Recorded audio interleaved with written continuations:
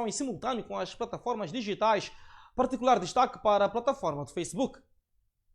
Seguindo com o essencial da informação, Albino Forquilha, líder do partido Podemos, defende a aplicação de pena máxima no alegado caso de difamação e calúnia. Depois da sentença lida ontem no Tribunal Judicial da cidade de Maputo, em que o professor Adriano Novunga é condenado a 6 meses de prisão, convertidos em multa e sujeito ao pagamento valorado de 1 milhão de meticais de indemnização por danos patrimoniais resultantes da difamação e calúnia ao presidente do Podemos. Na sequência, Albino Forquilha reagiu na manhã desta quinta-feira em alusão à detenção do caso e consciencializa sobre a publicação em redes sociais de assuntos que não têm devidos fundamentos, ou seja, que não reúnem provas. Denúncia é uma coisa, mas a calúnia e difamação é outra coisa. Todos nós, como cidadãos, temos o dever, portanto, de denunciar irregularidades. Denunciar as instituições competentes para que estas, no seu rigor e critério, possam investigar e trazer provas. Isso temos todos como dever. É cidadania, inclusive. Mas, se você vai colocar uma questão, ou seja, uma denúncia, uma instituição competente, e logo, meia volta, você convoca a imprensa e fala conclusivamente do que espera que seja investigado, você já passou para outra esfera. É uma calúnia, uma difamação, porque não houve ainda uma conclusão. É exatamente por este ponto, por esta forma de ser, pelo menos que caracterizou o Novunga na altura, que fez com que nós também colocássemos este caso no tribunal. Portanto, o que pode-se dizer hoje, que foi condenado porque denunciou, não é verdade. Ninguém é condenado por denunciar. Porque não esperou que a instituição competente investigasse o caso e trouxesse provas. Não é? Portanto, penso que é importante que se esclareça isso. E nós queríamos, efetivamente, ao meter este caso no tribunal, que instituições competente, tem esse dever de trazer a verdade, dissesse ao povo moçambicano, na verdade, o que aconteceu. Albino Forquilha considera que a pena máxima para difamação e calúnia é o que devia ser aplicada ao professor Adriano Novunga. A pena devia ser máxima. Sim, pena máxima. O tribunal tem 1 ano, qualquer coisa, para esse tipo de casos. Olha, ninguém proíbe alguém de se solidarizar com quem quer. Né? Quem quer, por exemplo. E se eu for um dia condenado e a minha família, os meus amigos já ajudam a me pagar, é um entendimento deles. Não vou entrar nisso. Ainda que se possa associar com a igualdade, com se calhar o apoio a crimes cometidos, mas cada um associa-se com o que quiser. O presidente do Podemos pronunciava-se em torno da leitura da sentença do caso 219 milhões de meticais, que culminou com a detenção do professor Adriano Novunga por difamação e calúnia. E ainda sobre o assunto em alusão, o professor Adriano Novunga diz que vai recorrer da decisão e pede a revisão do processo judicial. Não, mudar o quê? Não mudou nada aí. Não mudou nada. Se fosse aquele dia, faria exatamente como eu fiz. E ia fazer com mais perícia, obviamente.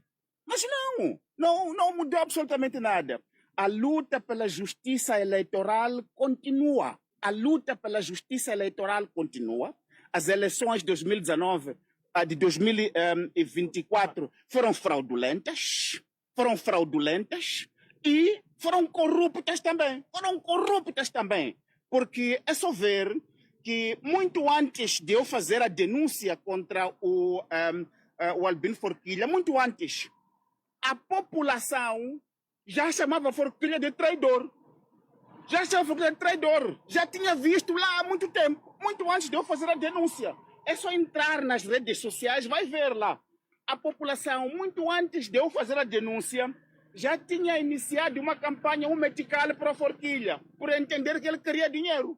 Já está lá nos Facebooks, vai ver. Então, não tenho como mudar a minha opinião sobre isso. O que tenho a fazer agora é recorrermos da decisão. Vamos recorrer da decisão, porque não concordamos com a decisão, não concordamos com a qualidade do julgamento, não concordamos com a qualidade da sentença, respeitando o tribunal como instituição. Vamos recorrer e estamos firmes de que os outros níveis da justiça vão claramente ver que não houve qualquer tipo de difamação, não houve qualquer tipo de difamação e que o processo tem que ser investigado ainda mais. O Gabinete Central de Combate à Corrupção não fez o seu trabalho aqui. Arquivou o processo em uma semana sem sequer ter ouvido Forquilha. Nem sequer chamou Forquilha para lhe perguntar. Arquivou o processo em uma semana. Que investigação é essa? Que Gabinete Central de Combate à Corrupção é? Que trabalho é esse? Esse julgamento foi um julgamento político, este aqui. Foi um julgamento político. E julgamentos políticos é promoção da injustiça. É continuação da injustiça que todos os dias agrava o sofrimento da população. E, quanto a isso, a luta continua. Aliás, como dizia ontem, ter me condenado neste processo é me coroar como doutor nesta luta. É me coroar como doutor nesta luta. E vamos continuar a luta. E nós vamos continuar a trazer a informação. Foram detidos 3 funcionários do Hospital Central de Nampula, acusados de envolvimento no esquema de desvio de medicamentos. Polícia da República de Moçambique, na província de Nampula, apresentou 3 funcionários do Hospital Central envolvidos no caso de desvio de material médico cirúrgico, frustrado pelo segurança em serviço quando pretendiam tirar do recinto do Hospital Central numa viatura pertencente a um dos integrantes da máfia. Os agentes de segurança daquela unidade sanitária teriam interpelado uma viatura de marca Toyota, modelo RATS, que era conduzida por um funcionário daquela unidade sanitária, este que desempenha funções de motoristas, e naquela altura ele conduzia a sua viatura particular. Desconfiando da situação da viatura, os membros teriam interpelado e esta no ato de revista, e os agentes de segurança daquela unidade sanitária teriam apreendido diverso material médico cirúrgico pertencente àquela unidade, bem como 2 motores de ar-condicionado e material informático. Imediatamente comunicaram à Polícia da República de Moçambique, onde conduziu a este indivíduo para a nossa subunidade policial, que é a 2ª Esquadra. O motorista nega qualquer envolvimento no caso, mesmo depois de o material ser encontrado na sua viatura. Estou por aqui, por alegado que é para encontrar um soro no meu carro. Porque ninguém quer assumir a culpa, todos procuram palavras para se distanciar da culpabilidade. Não culpo a polícia, mas também não reconheço o fato de ser envolvido nesse drama todo aqui. Mas pronto, é trabalho da polícia ir a fundo, investigar tudo o que aconteceu. De referir que a polícia em Nampula não descarta a possibilidade de existência de outros envolvidos, daí que trabalhos decorrem para a neutralização. A reportagem de Cortez Sumulha, Camões Manuel, da capital norte do país. A Justiça indica falta de oportunidades para os jovens como principal causa para o consumo excessivo de estupefacientes. A Associação da Juventude Consciente para o Empoderamento Social reuniu-se nesta quinta-feira com jovens, organizações da sociedade civil ligadas à juventude, saúde e desenvolvimento social, representantes de instituições públicas e privadas, com o objetivo de analisar fatores sociais e econômicos relacionados ao consumo de álcool e drogas entre jovens, e bem como identificar estratégias de prevenção e reforçar o papel das famílias e das instituições de ensino no país. O presidente do Parlamento Juvenil, David Fardo, referiu que jovens enfrentam desafios de oportunidades de emprego, o que abre espaço para maior vulnerabilidade da camada juvenil no consumo abusivo de álcool e drogas.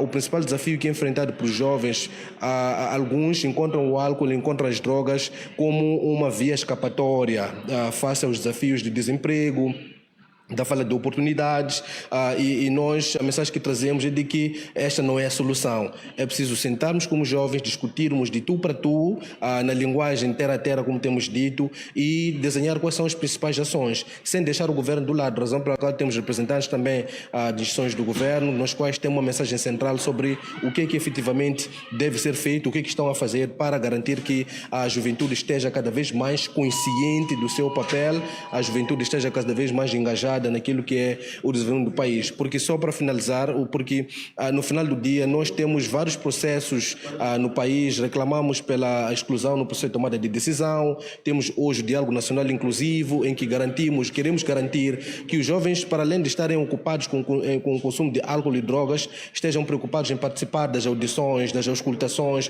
possam propor, digamos, ideias para a reforma das políticas públicas, e são essas que no final do dia, sendo aprovadas, poderão beneficiar a toda uma sociedade. Na sua intervenção, o presidente da JUSIS, Edmilson Mate, disse que a implementação do projeto lançado tem como principal objetivo sensibilizar a comunidade juvenil sobre boas práticas. Junto com o Parlamento Juvenil, decidimos desenhar o projeto Jovem Consciente, que tem como objetivo principal conscientizar e sensibilizar a juventude sobre os malefícios do consumo do álcool e de outras drogas.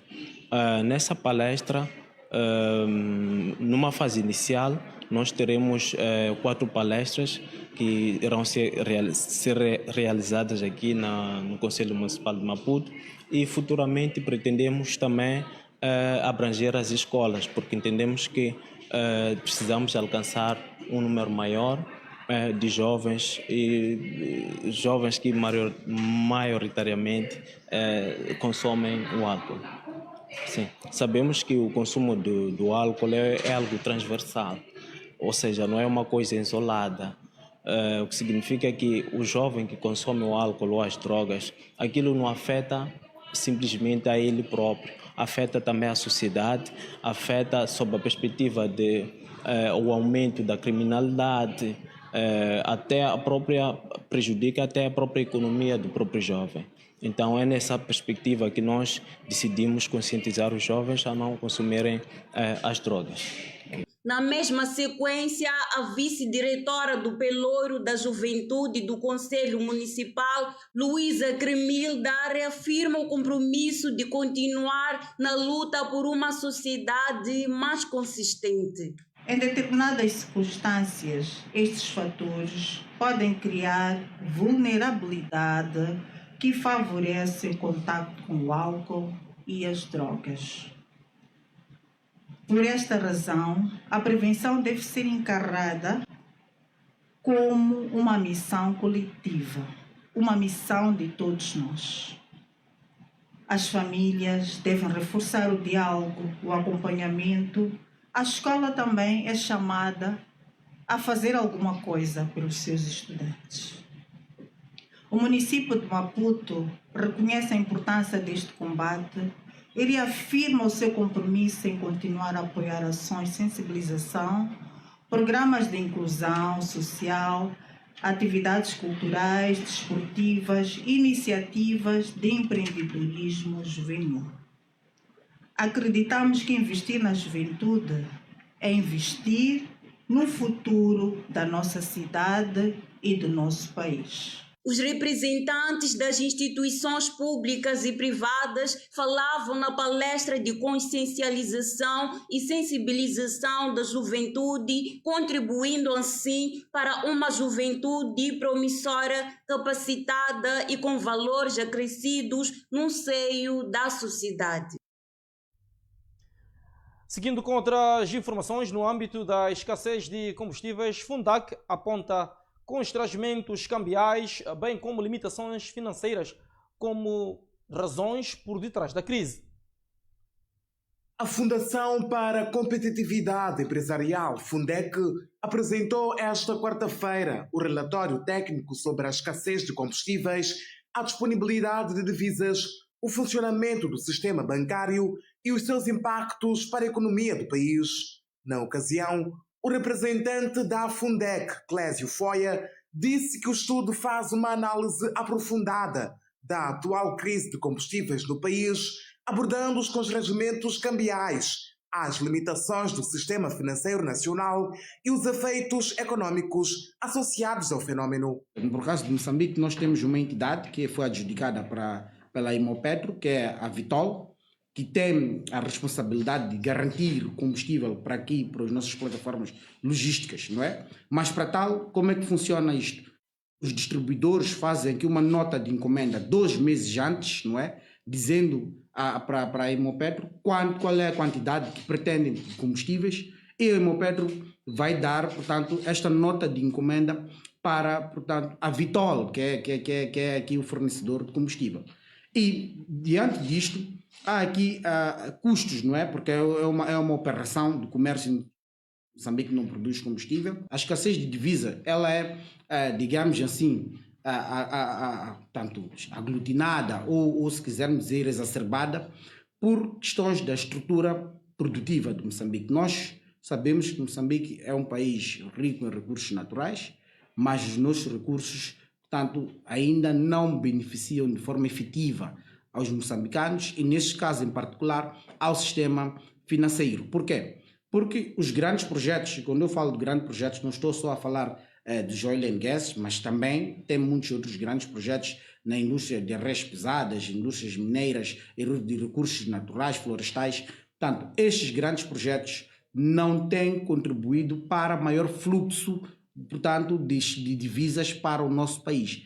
Foia destaca que a escassez de combustíveis em Moçambique é influenciada por vários fatores, entre os quais os impactos do conflito internacional envolvendo os Estados Unidos, Israel e o Irão, o modelo de importação de combustíveis, o papel das cartas de crédito e das garantias bancárias nas operações de comércio externo, bem como a escassez de divisas no sistema financeiro nacional. Nós estamos aqui a recomendar que seja o Banco Central, os bancos comerciais, mas também o Ministério das Finanças, não é? Essas é que tem um mandato, porque este é um fundo, não é para prover de forma operacional, ou seja, no dia a dia vai ser os bancos comerciais. Estamos a dizer que são fundos estratégicos para servir de instrumento de mitigação, não é? Para, em casos dessa escassez, como nós estamos agora, muito recentemente, não é? Termos um plano, não é?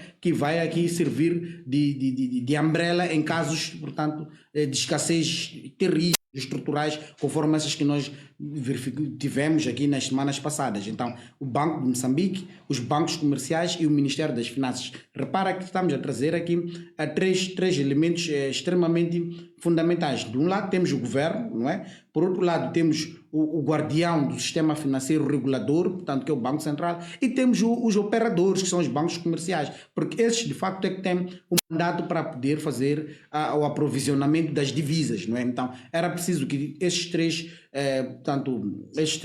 digamos, braços articulassem, não é? Numa coordenação multissetorial ou multidisciplinar para poderem, portanto, gerirem, não é? Mas também controlarem e poderem, digamos assim, operacionalizar, portanto, esses fundos e as linhas de liquidez que estamos aqui a propor. Se o preço do combustível subiu, por que é que ainda se verificou uma escassez pontual? Aqui a questão, ou a resposta para esta questão poderia ser a seguinte: é que nós temos aqui níveis elevados do preço do combustível, não é? Mas nós temos maior nível de receita em metical, não em dólar. A importação de combustível é feita em dólar. E este fenômeno é designadamente na literatura econômica como currency mismatch. Então, há um descasamento entre as moedas. Nós temos maior, digamos assim, acervo em carteira de moeda nacional, portanto, temos muito metical, mas não temos dólar para poder fazer aqui a importação dos combustíveis. Então, este foi também um cenário que verificou-se, porque muita gente, a expectativa de vários agentes econômicos, tanto empresariais, mas também particulares, era com a subida dos preços dos combustíveis, a escassez pudesse, portanto, aqui amenizar-se ou mitigar-se. A Fundec espera que as conclusões do relatório possam contribuir para o debate sobre soluções que garantam maior estabilidade no abastecimento de combustíveis e reforcem a capacidade de resposta da economia moçambicana aos desafios financeiros e cambiais. E de modo a promover a educação de raparigas, a nível do NIASA, a primeira-dama desencoraja casamentos prematuros e incentiva o retorno de raparigas à escola.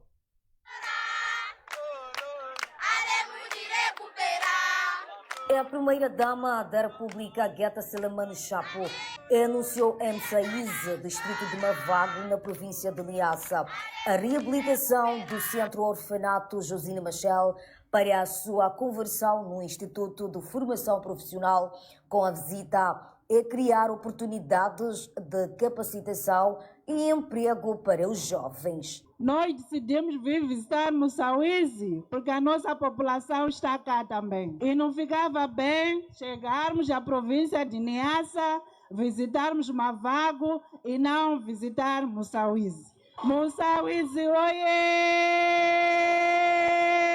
Vínhamos conhecer pessoalmente a nossa população e vocês também conhecerem a vossa mãe.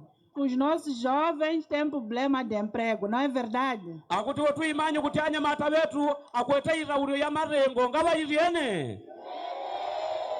Nós, como gabinete da primeira-dama, temos apoiado as pessoas com deficiência, temos apoiado os nossos jovens, as raparigas, os nossos idosos, temos apoiado as nossas crianças, damos assistência às pessoas vulneráveis. A nossa missão é apoiar as pessoas que mais precisam. Tivemos conhecimento aqui que temos um centro de orfanato Josina Machel, que precisa de uma reabilitação. É verdade ou não é? Queremos garantir aqui que nós, como gabinete da primeira-dama e os nossos parceiros, vamos reabilitar o centro orfanato Josina Machel para ser um instituto profissional para que os nossos jovens consigam aprender alguma profissão. Moçaíze, oiê! Moçambique, oiê! Queremos que os nossos jovens aprendam a ser eletricistas. Queremos que os nossos jovens aprendam a ser carpinteiros. Queremos que os nossos jovens aprendam a ser alfaiates. Queremos que os nossos jovens daqui de Moçaíze também aprendam a ser uns bons pedreiros. Queremos que as nossas raparigas continuem a ir à escola e não se casem prematuramente, não se casem antes dos 18 anos. Porque quando casam cedo, engravidam-se. Se uma menina engravidar com 10, 11 anos, é um problema sério para si e para o seu bebê, porque ela é uma criança ainda e o organismo ainda está a crescer. O seu útero ainda não está preparado para poder desenvolver o feto que será o bebê para o seu nascimento. Quando ela é engravida com 10, 11 ou 13 anos, no dia do parto, é muito sofrimento para essa criança. Vamos deixar as nossas raparigas continuarem a estudar. Estou a conversar com os meninos, com os papais também. Vamos deixar as nossas crianças crescerem, estudarem, para futuramente serem professoras, serem médicas, serem aquilo que elas quiserem. E também vão escolher com quem querem casar. Durante um comício popular, a esposa do chefe do Estado também apelou à permanência das raparigas na escola, desencorajou os casamentos prematuros e defendeu melhores práticas de nutrição infantil, tendo igualmente mantido encontros com jovens e idosos para escutar as suas preocupações e expectativas de desenvolvimento.